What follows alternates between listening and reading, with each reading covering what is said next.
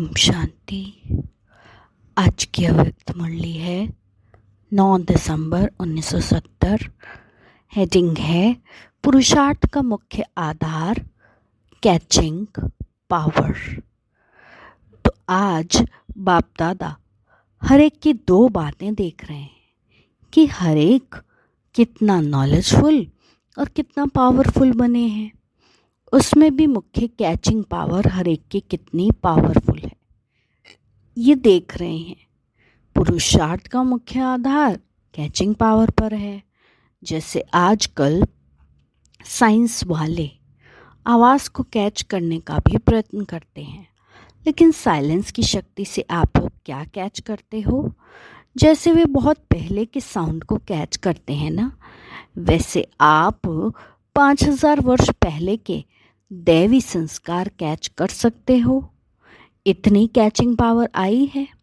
वे तो साउंड को कैच कर सकते हैं, आप अपने असली संस्कारों को कैच नहीं कर सकते, क्योंकि जितने भी संस्कारों के वशीभूत आज मैं आत्मा हूँ, अलग अलग संस्कार अनेक आत्माओं के हैं। ये सारे पुराने संस्कार हैं, ये द्वापर के संस्कार हैं, मध्यकाल के संस्कार हैं।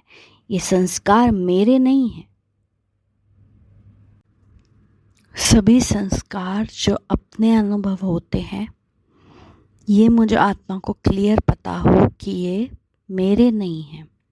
जब इससे ममत्व हटेगा तब बाबा इसको स्वीकार करेंगे, क्योंकि बाबा ने एक अव्यक्त मुरली में बहुत क्लियर स्पष्ट किया हमको कि आप इन पुराने संस्कारों को अपना मानते हो, उसमें ममत्व रखते हो, और उसमें ममत्व रखने के कारण बाप दादा आपसे ये ले नहीं सकते, क्योंकि बाप दादा किसी और की चीज़ नहीं लेते। तो जब हम उन संस्कारों से ममत्व पहले हटाएंगे कि मेरे नहीं है, तब वो बाबा को समर्पित हो सकेंगे और फिर बाबा उनको मर्ज कर लेंगे। तो इसीलिए बाबा कहते हैं अपने संस्कार, इन पुराने संस्कारों को मत मानो। अपने जो ओरिजिनल संस्कार हैं, आदि और अनादि, उनको इमर्ज करो। तो जितना जितना उन संस्कारों को कैच कर सकेंगे उतना स्वरूप बन सकेंगे। अपनी स्मृति को पावरफुल बनाओ, अर्थात श्रेष्ठ और स्पष्ट बनाओ। जैसे अपने वर्तमान स्वरूप का, वर्तमान संस्कारों का स्पष्ट अनुभव होता है। जैसे अपने वर्तमान स्वरूप का, वर्तमान संस्कारों का स्पष्ट अनुभव होता है, क्योंकि ये पुराने संस्कार अपने लगते हैं ना, तो ये तुरंत एक्शन में आ जाते हैं, ऑटोमेटिक। ऐसे बाबा कह रहे हैं अपने आदि स्वरूप और संस्कारों का भी इतना ही स्पष्ट अनुभव हो। इतनी कैचिंग पावर चाहिए। जैसे अभी ऑटोमेटिक पुराने संस्कार कब काम कर जाते हैं हमें पता नहीं चलता, ऐसे बाबा कह रहे हैं इतना आपको स्मृति क्लियर हो अपने आदि अनादि संस्कारों की कि वो ऑटोमेटिक वर्क करे। तो जैसे वर्तमान समय में अपनी चलन व कर्तव्य स्पष्ट और सहज स्मृति में रहता है ना, ऐसे ही अपनी असली चलन सहज और स्पष्ट स्मृति में रहे। सदैव यही दृढ़ संकल्प रहे, ये मैं ही तो था। 5000 वर्ष की बात इतनी स्पष्ट अनुभव में आए जैसे कल की ही बात है। इसी को ही जैसे बाबा हमें एग्जाम्पल देते हैं ना ब्रह्मा बाबा का, कि ब्रह्मा बाबा को अपना सतयुगी शरीर, कॉस्ट्यूम बिल्कुल ऐसे लगता था लक्ष्मी नारायण जैसे बिल्कुल खूंटी पर लटका हुआ ही है। इतना क्लियर बाबा को पता था कि मैं ही बनने वाला हूँ। इसको कहते हैं कैचिंग पावर। अपनी स्मृति को इतना श्रेष्ठ और स्पष्ट बनाकर जाना। भट्टी में आए हो ना, सदैव अपना आदि और अनादि संस्कार सामने दिखाई दे। अपनी स्मृति को पावरफुल बनाने से वृत्ति और दृष्टि स्वतः ही पावरफुल बन जाएगी। फिर ये कुमार ग्रुप क्या बन जाएगा? अनुकुमार। अर्थात अनोखे। तो हर एक के दो नैनों से दो स्वरूप का साक्षात्कार होगा। कौन से दो रूप? सुनाया था ना, निराकारी और दिव्य गुणधारी। कौन से दो स्वरूप? निराकारी और दिव्य गुणधारी, फरिश्ता रूप और दैवी रूप। हर एक ऐसे अनुभव करेंगे, वह हर एक से ऐसे अनुभव होगा कि चलता फिरता लाइट हाउस और माइट हाउस हो। ऐसे अपने स्वरूप का साक्षात्कार होता है। जब 5000 वर्ष की बात को कैच कर सकते हो, अनुभव कर सकते हो, तो इस अंतिम स्वरूप का अनुभव नहीं होता। अभी जो कुछ कमी रह गई वे भरकर ऐसे अनुभवी मूर्त बन जाएंगे।